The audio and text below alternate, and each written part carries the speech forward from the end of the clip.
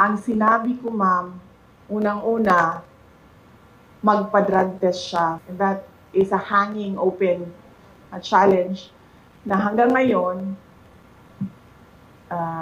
ayaw niyang gawin.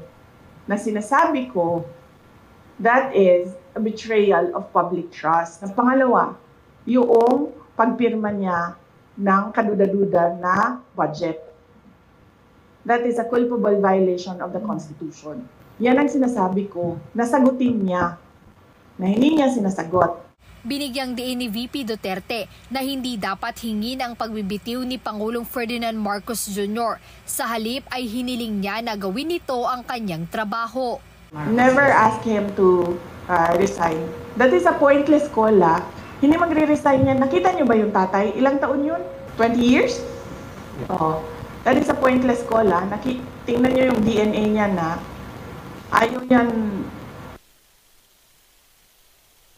So, Marcos resign is a pointless call.